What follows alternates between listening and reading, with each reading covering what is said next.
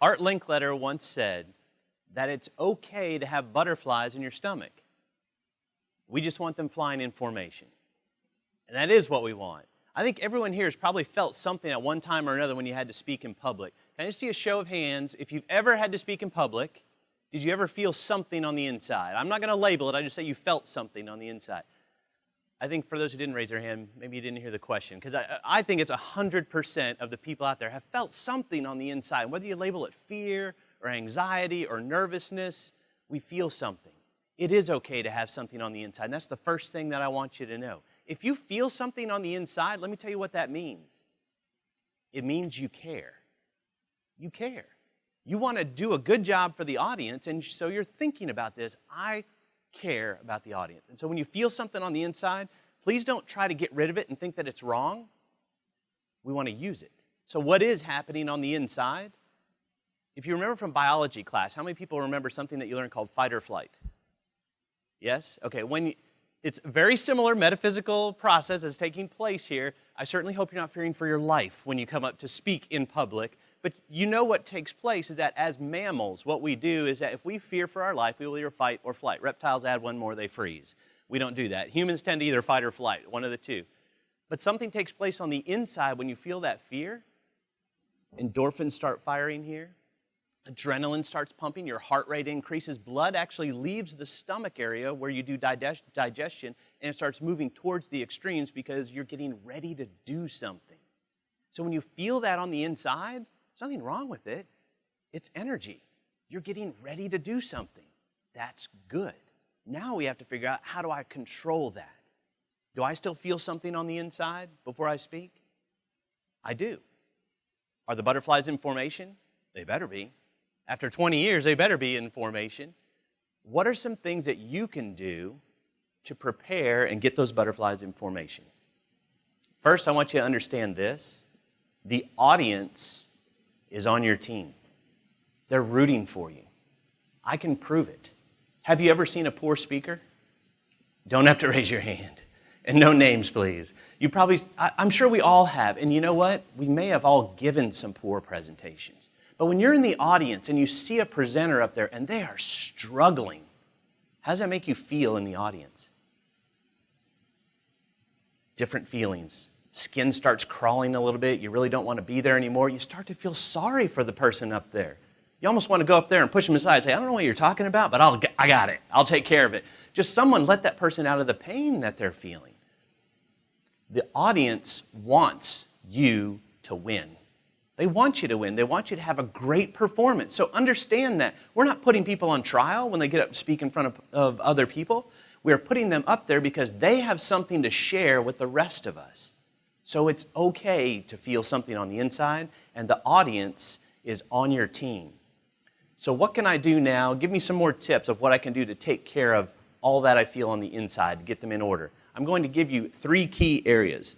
First of all, does anyone know what the number one fear in America is?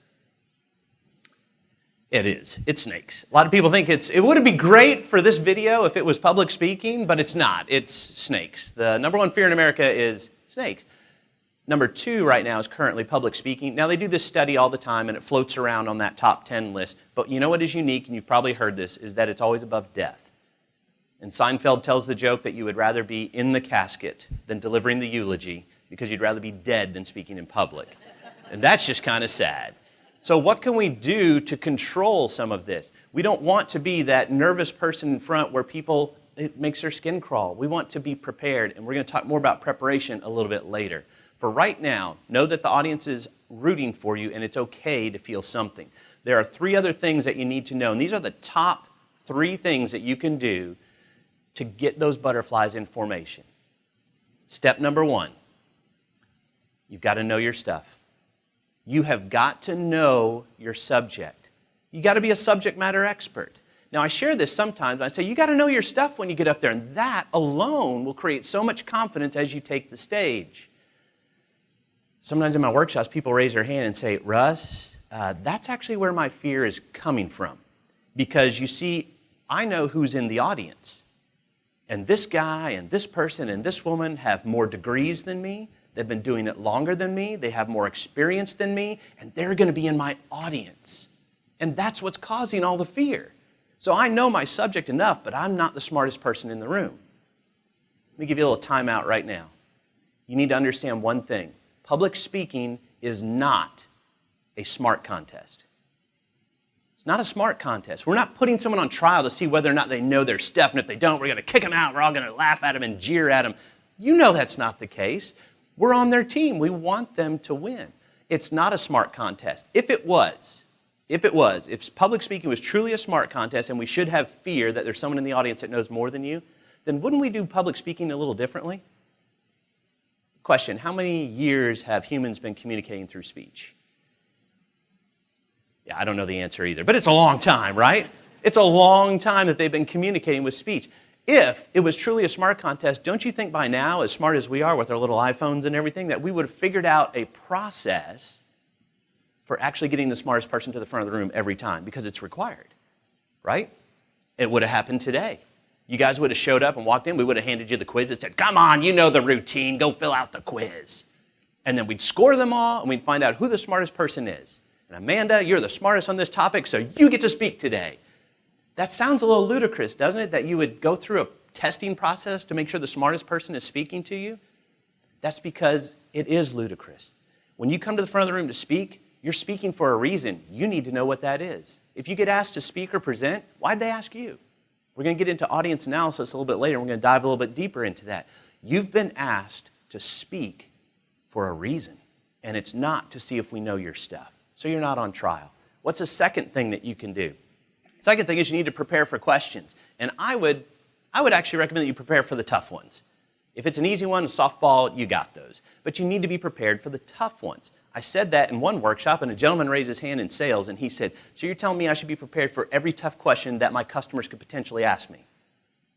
I said, yes. And he went, threw his pen down. That's ridiculous. How am I supposed to know what they're going to ask me? I looked at the entire sales team. I said, how many tough questions do you guys get? How many different ones? I don't know. So well, let's take out a piece of paper. Let's do it right now. I gave him 5 minutes. Pens had stopped. Bring them up here. We looked at all of them, laid them out. There were 17 people in the workshop. Guess how many unique questions came up? 5. Out of all 17 people, they were tapped out. They couldn't come up with any other tough ones. There were 5. You can't tell me that you can't prepare for 5 tough questions. So when I say prepare for the tough questions, you can do it. The tough ones are the ones that they may not like the response, but you got to give it to them.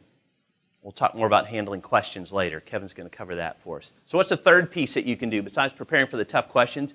You got to do rehearsal. Now, when we say rehearsal, sometimes in our workshops, people, this is when they roll their eyes and they say, oh, here comes the theory that's not applicable in the real world. Have you taken workshops like that before? They give you some brilliant theory, and no one's going to argue with the theory. It's highly researched, and you look at it and say, wow, that's just incredible. Okay, you need to apply that tomorrow. You're like, I can't do that. That can't be, it's not where the rubber meets the road. It's just this high theory that no one's going to disagree with. When it comes to rehearsal, I'm not just going to give you the theory of why it's important. I'll tell you how to do it. Kevin's going to share it with you a little bit later, too. For right now, understand that there is a simple process for rehearsing. Even if it's a 45-minute to 60-minute presentation, you can still prepare and rehearse, and we will give you a process for doing that. One of the methods we teach takes 15 minutes, regardless of the length of your presentation. 15 minutes. If it's important to you, I think you can find that time. So finally, what else? If you're following along in our handout, you'll notice that down at the bottom there's several other tips. I'm not going to review each one of them with you, but there are some other tips you can do. Those 3 I shared with you, we call those the big 3. If you will do those 3, it gets all those butterflies in alignment. And then there are other things that you can do. Obviously, arrive early. We don't want you stressed out before you get there. Everyone's smiling at the one at the bottom, right? Yeah, have a drink. Read the paragraph. Don't just read the heading there. Have a drink. Usually when we say that, it's like, hey, no. You have to look at what having a drink means. If you put something warm in your belly, think about soup. Doesn't it make you feel comfortable and calm? They call it comfort food. That's what we mean. Have a cup of warm tea, or even what speakers will do is we have warm water with a twist of lemon, and that can help settle some of those butterflies. In other words, feed them just a little bit. Understand that speaking is not a smart contest. Everybody feels something on the inside. The audience is rooting for you, and it's okay to feel a little bit on the inside. Remember what Art Linkletter said, we want those butterflies, we just want them flying in formation. Thank you.